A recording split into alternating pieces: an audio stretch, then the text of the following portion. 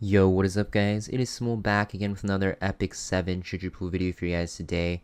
And today we're going to be talking about the current Mystic rotation, which is featuring 4 ML 5-star units. You get to choose and pick which one you want to pull for out of these 4. And as you can see, if I switch here, my pity does not reset, so it's really up to you to decide which unit you want to pull for. That being said, before we get started with this video though guys, if you guys aren't already participating in my Instagram giveaway, make sure you guys participate. We are celebrating 20k subscribers. It is very easy to participate guys. All you guys have to do is follow me on Instagram and like my post. So that being said, let's talk about these 4 units. So we have 4 units here that are being featured on this ML 5-star Mystic banner rotation. Like I said, you can choose for one or 2 of which are going to be from the Moonlight Blessing, but let's just talk about all of them in general and which one I think is the best out of these 4 units. Starting off, we have Closer Charles. He is a thief, and he is a very strong opening unit. A lot of people like to use him as a cleaver, and some people just like to use him as a general opener. Looking at his skills here, we have his S3. It is an AoE attack that will increase attack of all his allies for 2 turns before increasing CR of all those allies as well by 20%. He also has an evasion buff that will be applied to himself for 3 turns. You can actually soul burn this to do extra damage, and this skill does pretty decent damage. You can see that this attack buff is very nice, and that CR push is very nice as well because you can not only attack buff your team, but also help them take a turn. So it makes him very powerful in cleave comps. We also have his S2 guys. It is going to be after an ally except for the caster attacks. If the enemy's HP is less than 30% after that attack, you will boost Closer Charles' CR by 35%, going up to 50%, and he will be granted Perception. You can see why he is a very good cleaver because you can actually build him on very low speed, and if you can have an ally actually proc his S2, you can make it so that he can be built on full damage, and then he can just S3 right after and do a lot of damage as well. His S1 guys, it is a single target attack. When it is used on his turn, if he is granted perception that is granted from his S2, he will also actually use an upgraded version of this S1. It is going to do more damage proportional to the target's lost HP, and if you kill an enemy, this will decrease the cooldown of his S3. So you're going to see that this hero, guys, he can be used in 2 different ways. You can use him as a cleanup cleaver, right, where one unit such as like a Watcher Shuri or even a Commander Pavel one-shots a unit or almost one-shots them, and then CR pushes Closer Charles and he can clean up with his S3, or you can build him on a very fast build and use him as an opener. That way that can increase attack of his allies and also CR push. Really up to you guys. Just keep in mind, this unit is mostly going to be for cleavers. If not, you're going to need some crazy speed gear to make him work. Next, we have Straze. So Straze, last boss of episode 2, very powerful unit.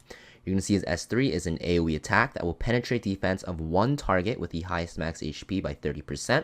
And when Straze's attack is greater than that target's attack, the penetration rate can increase proportional up to about a maximum of 100%. This will also give him invincibility and cannot trigger counterattacks, making it so that he can't get really countered by like Violets and Rems and stuff like that.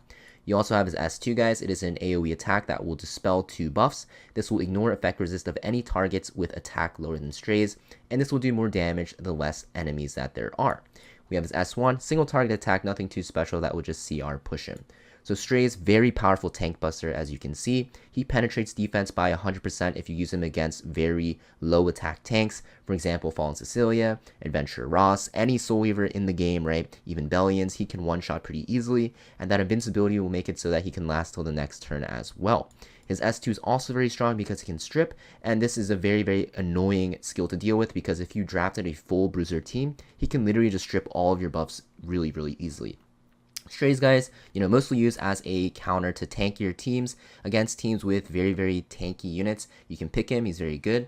He's also very good in cleave because of the fact that he does so much damage. Only problem is he really needs a unit to help him set up, such as like a DN or an Amelia or a Flan that can boost him up and also attack buff him, because you're not going to really be able to build him super fast with the stats required to one-shot units unless you have really crazy gear and are fighting a under-geared opponent.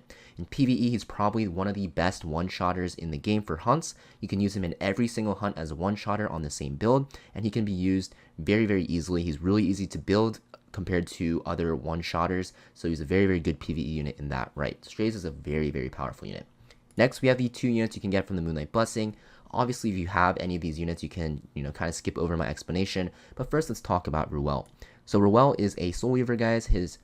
Her S3 is a revive that will recover that dead unit's HP fully and also give them invincibility. And when this skill is used on a living ally, you'll just do the same thing, but besides reviving them. So you're just gonna, cleanse them all of debuffs, give them full HP heal, and also give them invincibility. Next, we have her S2. Her S2 is a single target heal that will dispel all debuffs and also recover their HP and give them a barrier. And her S1, guys, it is a single target attack that will also heal the ally with the lowest HP. So Ruele, as you can see, very, very strong with single target healing. She also has a very annoying revive. Cooldown's only 4 turns as well. Her S2 heals plenty, and her S1, when you soul burn it, can do a lot of AoE healing as well. Only problem is that she is very, very bad against cleave, very bad against very fast teams as well. She doesn't have any way to prevent her team from getting cleaved. She's really good into slow teams though, so in World Arena, if you can pick her at like 4 or 5 into very, very slow, tanky teams with not a lot of too much damage threat, she's a very powerful unit. You're mostly going to only ever use her in Guild Wars offense though. That is where she mostly shines. For the most part though, not anything special anymore. She used to be very, very OP, but now, she's more of a niche pick, but she's very strong in her niche against very, very tanky, slow teams. Now we have Specter Tenebria, probably the unit you got from the Moonlight Blessing, but if you didn't, let's talk about it real quick. Her S3, single target attack that has a stun. If you kill an enemy with this, it will CR push all remaining enemies by 50%, and this does more damage the more debuffs that are on the enemy. Next, we have her S2, which makes her very, very threatening. It is going to be that she cannot be targeted by attacks, so you can only hit her with AoE attacks. This makes her very powerful against teams with low AoE or no AoE at all. In World Arena, if you pick her against a team with no AoE, they will have to ban her. She also gets increased attack and defense every time someone on the field dies, ally or enemy, so it makes her very, very threatening in longer fights because her attack and defense ramp up very, very heavily, making her hit very hard and be very tanky. Next, we have her S1, guys. Single target attack that has a chance to inflict poison, making her very good in Abyss and just PvE in general. And this skill cannot trigger a counterattack, which makes her very good against counterattacking units.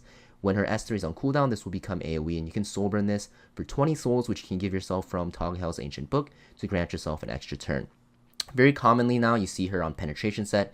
You will open off with her S1 with a soul burn into her S3, and this will one-shot pretty much almost every squishy unit in the game. If you have an attack buff, you can one-shot bruisers as well pretty easily, making her a very, very powerful PvP unit in very aggressive comps. Also very good in slow comps if you want to use her S2 and abuse the fact that she cannot be targeted.